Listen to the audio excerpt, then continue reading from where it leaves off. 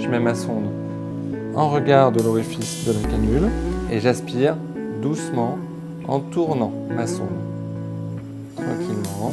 Donc deux choses, soit j'aspire à partir du moment où mon patient... En réanimation, il nous arrive de faire des trachéotomies parce que les patients restent dépendants ventilatoires. Et notre projet était de leur permettre, dans les meilleures conditions, de rentrer à la maison.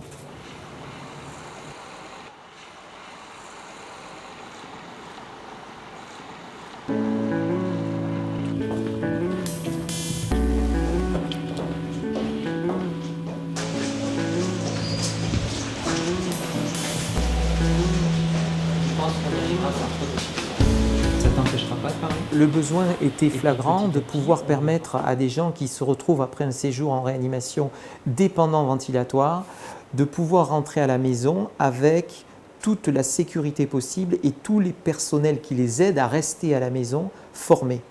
Or, un décret existe qui nécessite pour les soignants d'être formés aux aspirations trachéales pour pouvoir exercer leur métier au domicile des patients.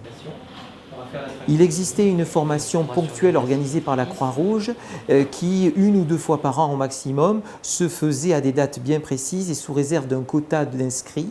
Et ce n'était pas toujours facile de répondre à l'urgence du moment. Grosso modo, tout le monde a eu le diplôme, c'est plutôt... La pratique qui est faite en entraînement est bien. Depuis ce mannequin dont on avait fait l'acquisition. En 2011, nous avons rassemblé une équipe constituée d'un médecin réanimateur, d'infirmières de réanimation, de kinésithérapeutes, d'une assistante sociale, un médecin hygiéniste, l'équipe pédagogique de l'IFSI du CHU de Limoges et moi-même pour monter ce cahier des charges.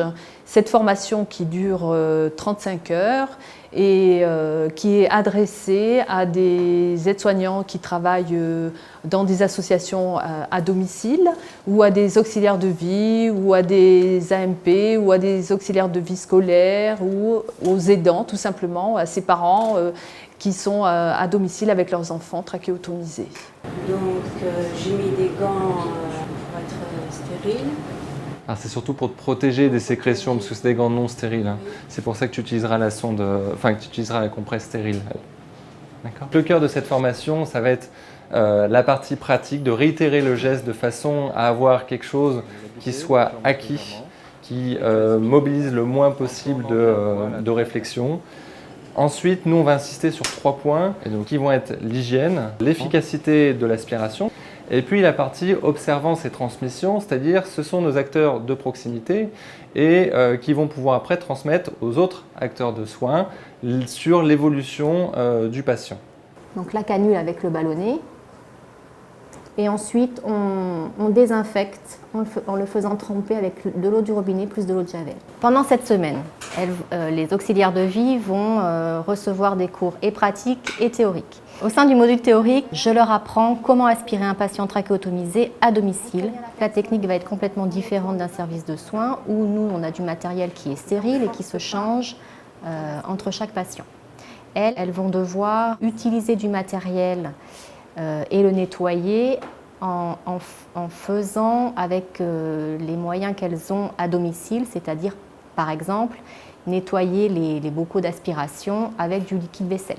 En tant qu'auxiliaire de vie, en fait, c'est un geste qu'on appréhende un petit peu, déjà qu'on n'a pas le droit de faire sans cette formation et qu'on appréhende un petit peu parce que c'est quand même, voilà, on passe un tuyau, si je peux dire, une sonde dans la personne au niveau de la trachée et donc c'est quand même quelque chose qu'on appréhende. De plus en plus à domicile, on va trouver maintenant des chemises fenêtrées grillagées. On a formé à ce jour environ 80 personnes. S'il y en a autant, c'est qu'on arrive aujourd'hui à drainer des gens qui viennent de l'extérieur même de notre région. Ce qui montre bien que il y avait un vrai manque. Et c'est vrai que ça serait super si à terme, notre exemple pouvait être suivi par d'autres centres universitaires parce que souvent, la structure n'existe pas ou est très imparfaite.